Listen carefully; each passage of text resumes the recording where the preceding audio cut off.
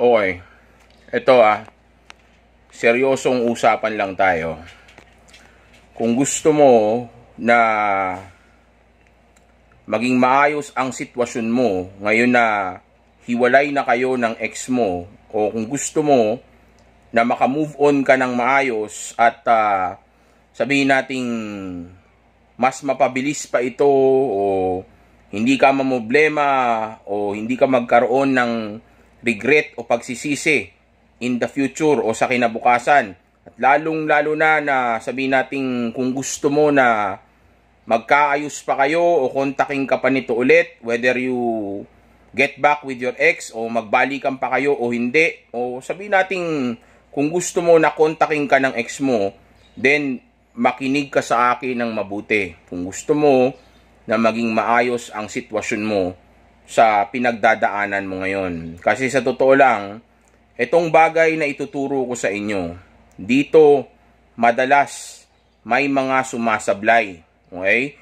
Dahil sa bagay na ito, instead na sana magawa nila ng maayos yung radio silence na itinuro ko sa inyo, o sabihin na nating radio silence na napakarami ng natulungan dito sa mundo, na actually daan-daan libong tao na ang natulungan, okay?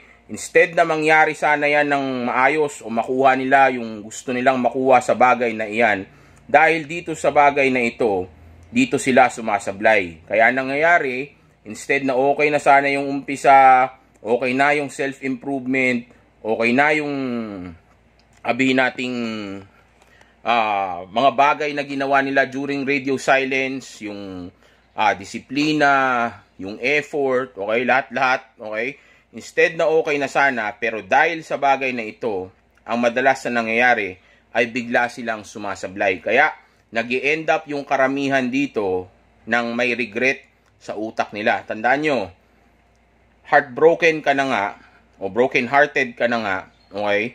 Tapos magkakaroon ka pa ng regret. Ang regret ay ang isa sa mga bagay na hindi mo magugustuhan kapag ka nagkaroon ka nito sa buhay mo. Okay? Tandaan nyo, kahit na ibalik mo pa o hindi mo ibalik yung ex mo, still, mas mabuti na wala ka man lang regret na sabihin nating pinagdadaanan o tumatakbo sa utak mo. Kaya again, napaka-importante na makinig kayo ng mabuti dito sa bagay na ituturo ko sa inyo. Okay?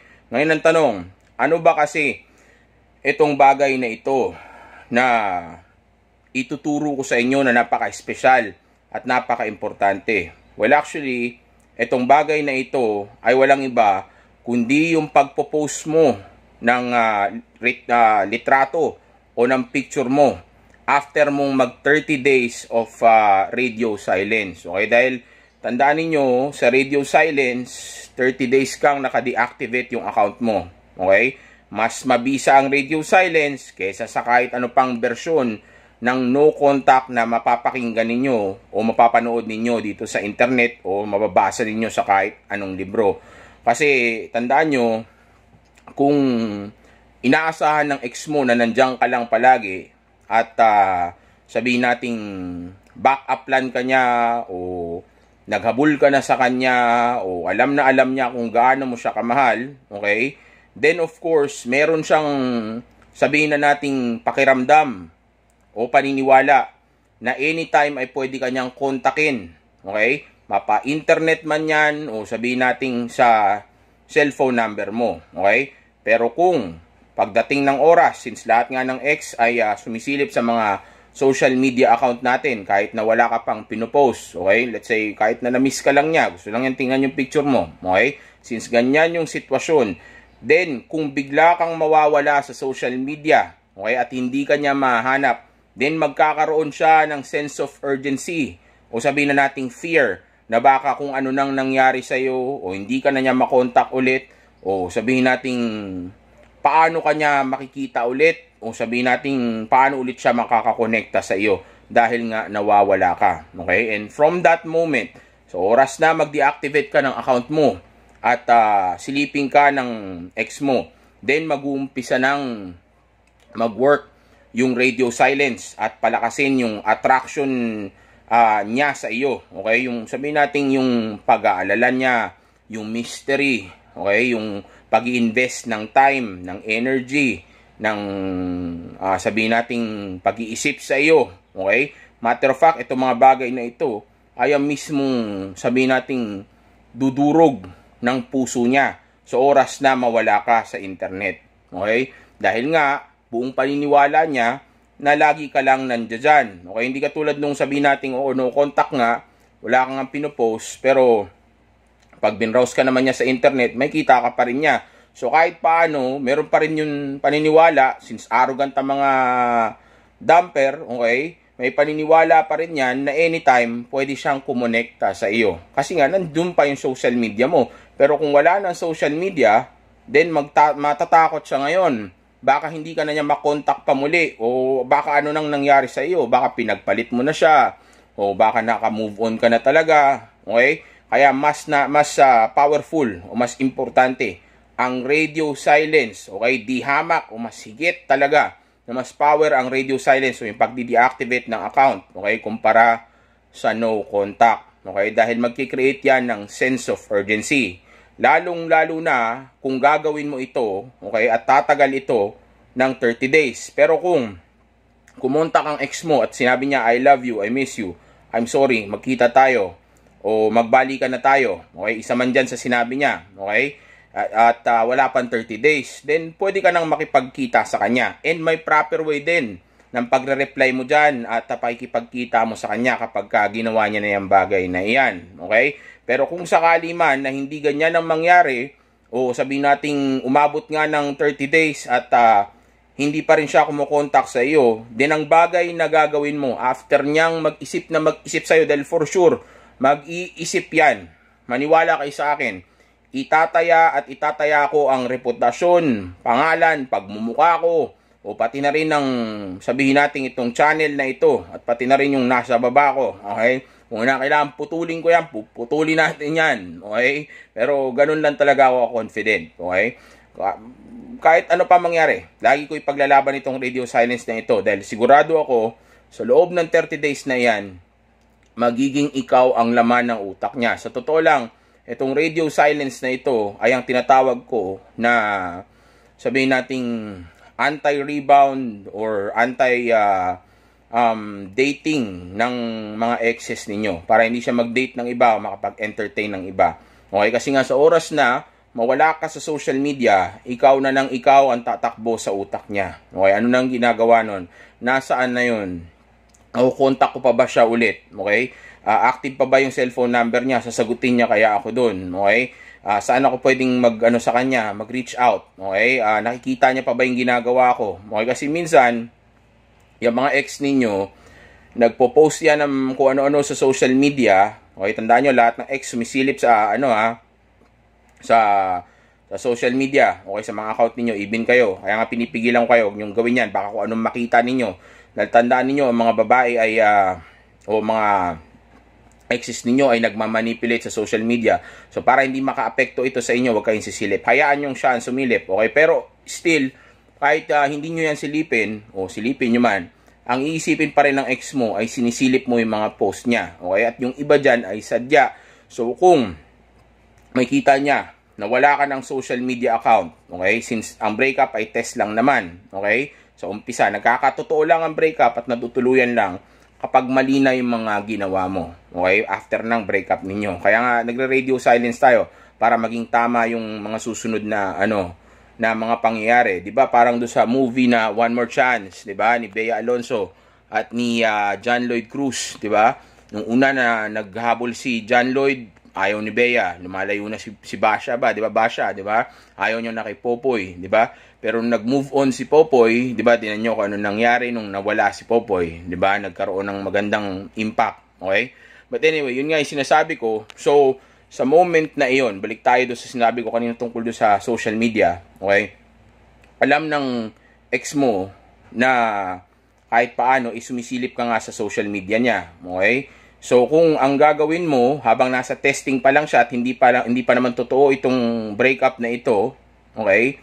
Then, of course, mag-aalala siya kung yung mga post niya ba, okay, na pinang-aakit niya sa iyo, pinapampapansin niya sa iyo, o ginagamit niya para mag-stay ka bilang sabihin nating backup option niya o backup plan niya, okay, nakikita mo pa ba? Okay, kumbaga mag-iisip siya ngayon. Since wala na siyang social media, nandyan pa kaya yan? Okay? Hinihintay pa kaya ako niyan? Pwede ko pa kaya siyang balikan kung hindi ako maging masaya? Paano kung ayaw ko pala ng breakup? Paano kung hindi naman pala talaga ito yung gusto ko? Paano kung sabihin nating makahanap na siya ng iba o kung hindi makahanap ng iba na better sa kanya? Makukontak ko pa kaya siya? Nandyan pa kaya siya? Okay, so mag-iisip talaga yan sa loob ng 30 days na yan. Kukontak talaga to. Maniwala kayo sa akin. Hindi ko lang talaga alam kung within 30 days or after 30 days. O minsan after ilang months pa. Pero mag-work at mag-work yan.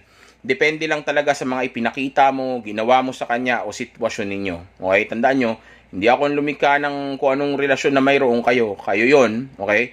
Pero isang bagay na maipapangako ko sa inyo ay pag nagawa ninyo yung radio silence ng 100%, okay?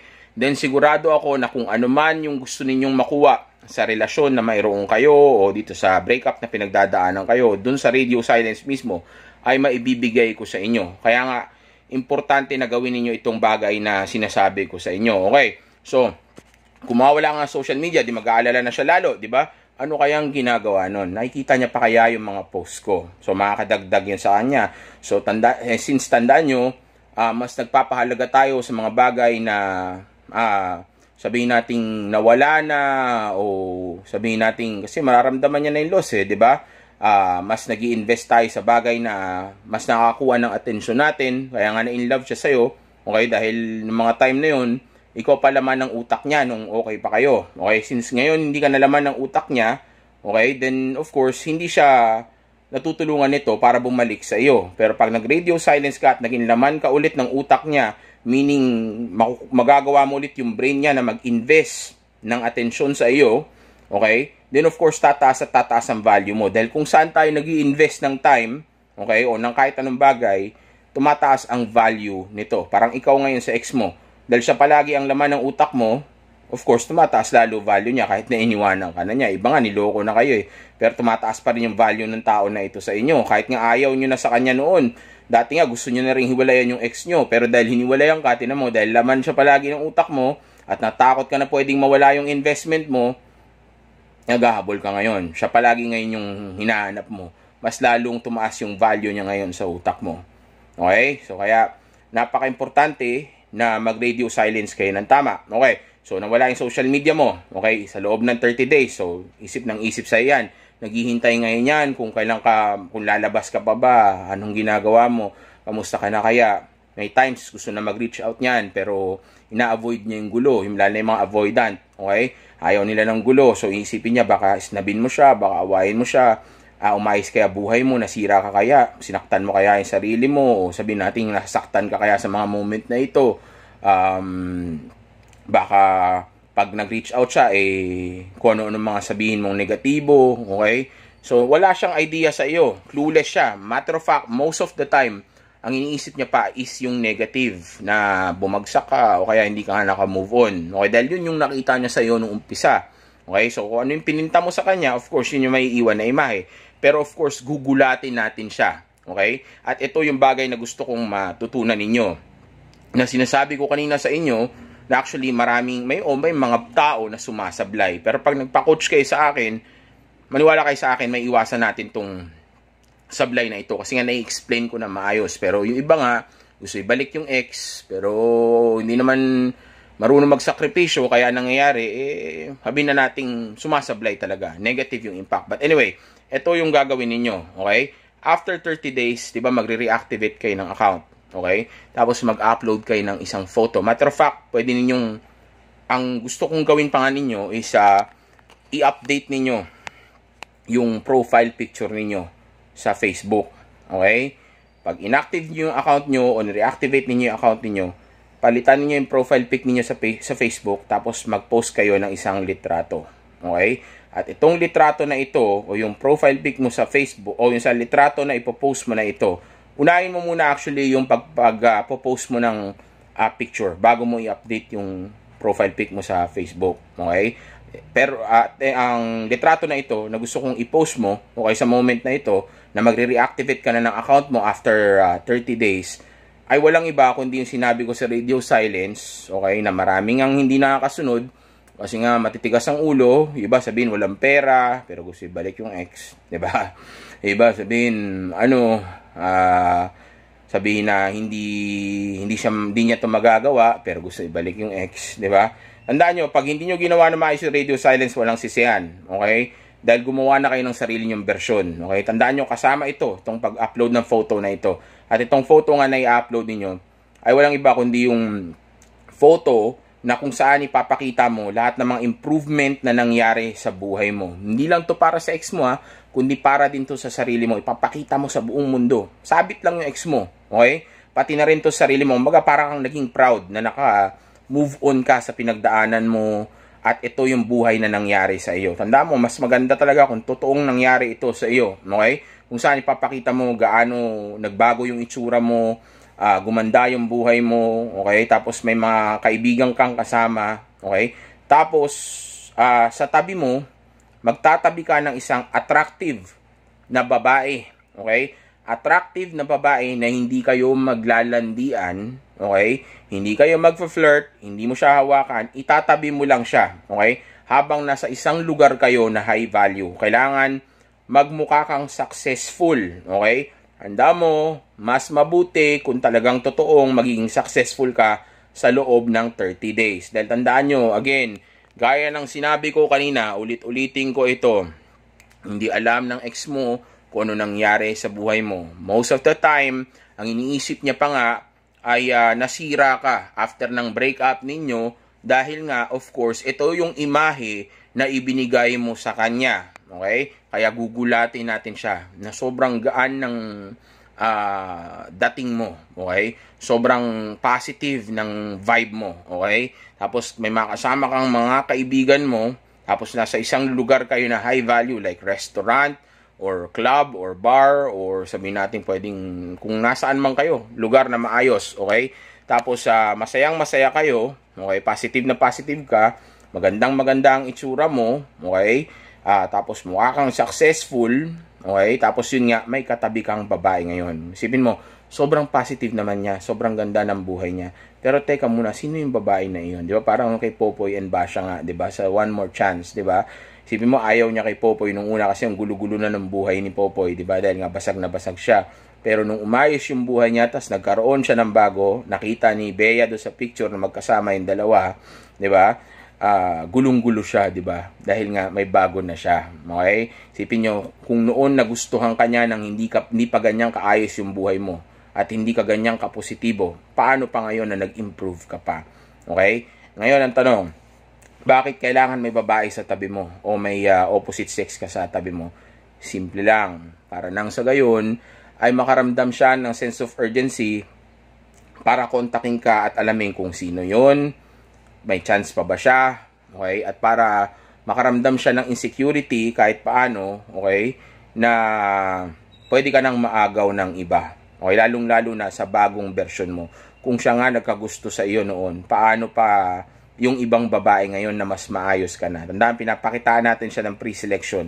Gusto ng babae o ng tao ang isang bagay o tao na pinag-aagawan o maraming nagkakagusto dahil nagbibigay ito ng pruweba na ang tao na ito o bagay na ito ay lihitimo. Okay? O may value. Okay? Kaya ang gagawin mo ay papakita mo sa kanya na may katabi kang magandang babae o maayos na tao sa tabi mo. Okay? Yung attractive na tao sa tabi mo. Okay? Tapos hindi mo hahawakan, itabi mo lang siya sa'yo. Tapos may mga kaibigan din kayong kasama, tapos ngumiti lang kayo, masaya lang kayo.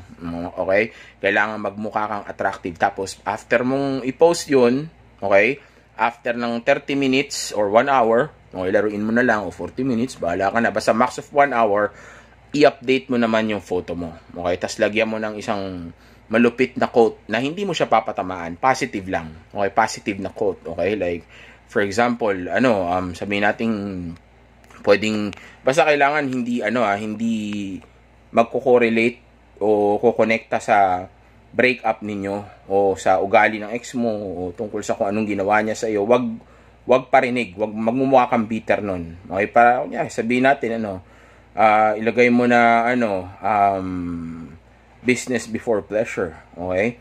O kaya, ilayo mo doon sa mga stronger than ever, o kaya mga ganun, wag mo siyang papatamaan. Pakita mo na wala na sa iyo yung breakup. Tapos ka na doon, okay, naka-move on ka na doon.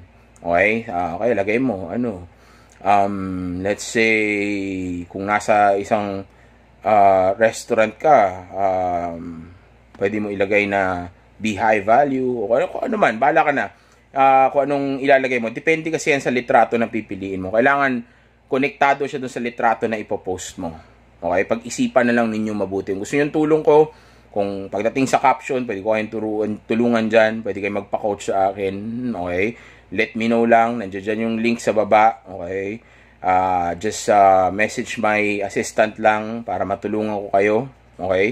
Na i-reactivate yung account niyo sa mga moment na iyon after 30 days. Okay? Pero again, tandaan niyo, napaka-importante na gawin niyo ito. Kasi pag hindi niyo to ginawa at nag-selfie lang kayo, hindi niyo nilagay yung picture na sinabi ko kanina, okay, o nagpalit lang kayo ng profile pic niyo, huwag kayong umasa na mangyayari yung gusto ninyo. Pagsisisihan ninyo yan. Maaring sa mga moment na iyon, ayaw mo na sa ex mo, which is good kung naka-move on ka na. Okay, pero pabago-bago pa yung pakiramdam mo. Pag nagbago ulit yung pakiramdam mo at hindi mo nagawa ng maayos yung radio silence, lalo nang hindi ka nag-post ng picture na sinasabi ko, magkakaroon ka ng pagsisisi, maglalaro sa utak mo yan, mapapraning ka, isipin mo, kukontak pa kaya yun? Makakausap ko pa kaya yun? Mag-work kaya yung radio silence kasi hindi ko ginawa ng tama yung dapat kong gawin. Makakasira yan sa'yo. Hanggang sa isipin mo na naman siya ulit ng isipin at bumalik ka na naman ulit sa pagiging broken-hearted mo. Okay? Pagiging, sabihin nating, in pain mo at pag-iisip mo sa ex mo. Baka ma-in love ka ulit. Kasi isipin mo na naman siya ng isipin. So, mag-i-invest ka na naman na mag-i-invest sa kanya. Tandaan nyo, time ang pinaka-valuable asset ng tao sa mundo. So, kung sa kanya mo i-invest yan, yung oras na yan, syempre, siya mamahalin mo. Pero kung invest mo yan sa sarili mo mamahalin mo.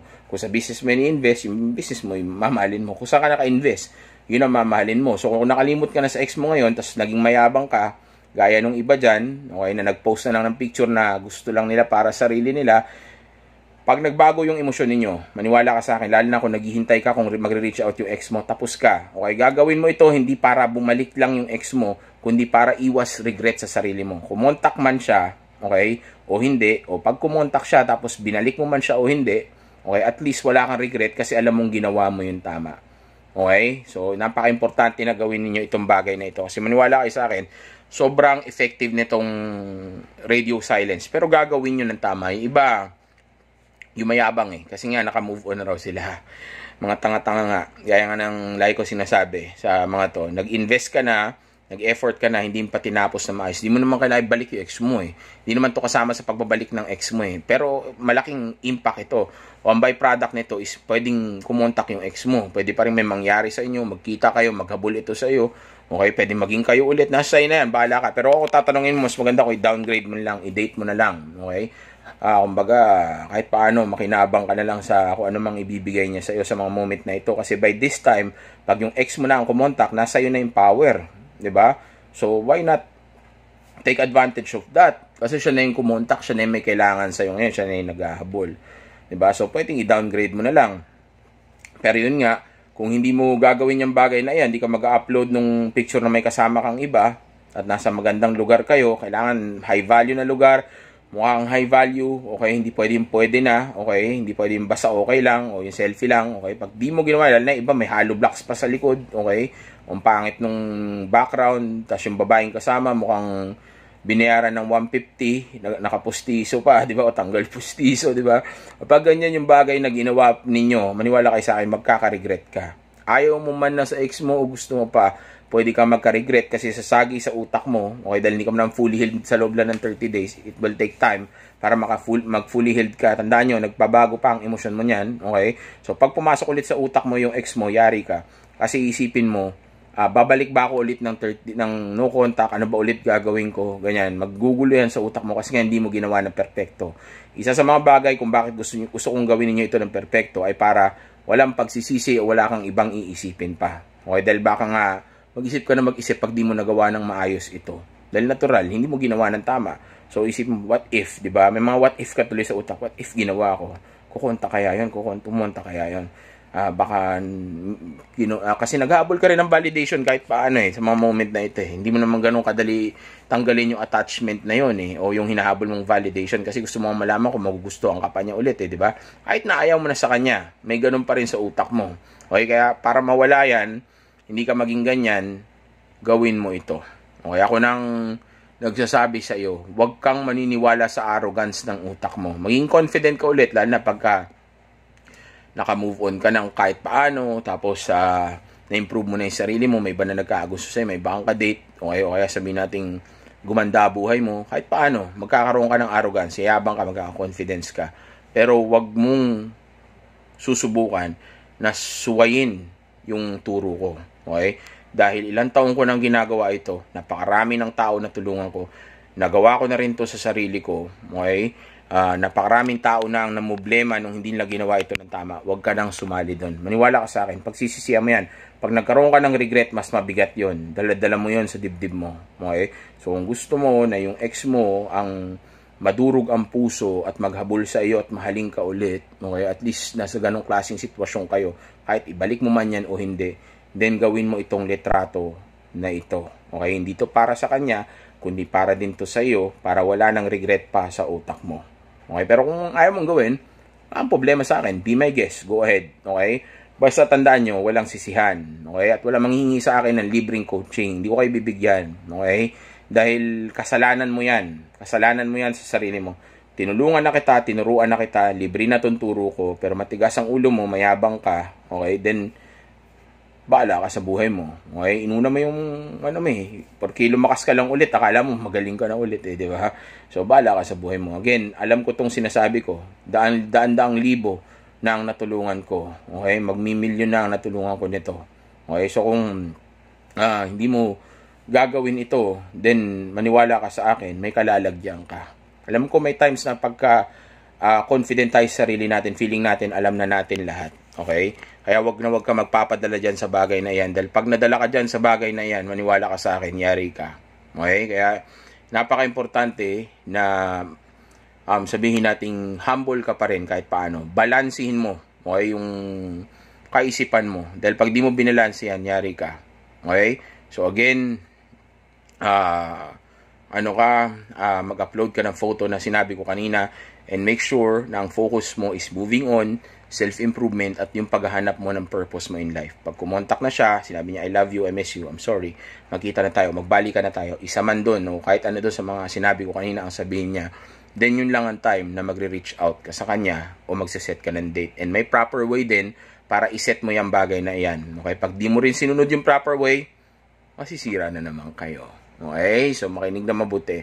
Huwag mag-alala, pag nakinig ka sa akin na mabuti, magiging maayos ang lahat. Pero pag sumuway ka sa akin, maniwala ka sa akin, pag sisisihan mo ito ng buong buhay mo.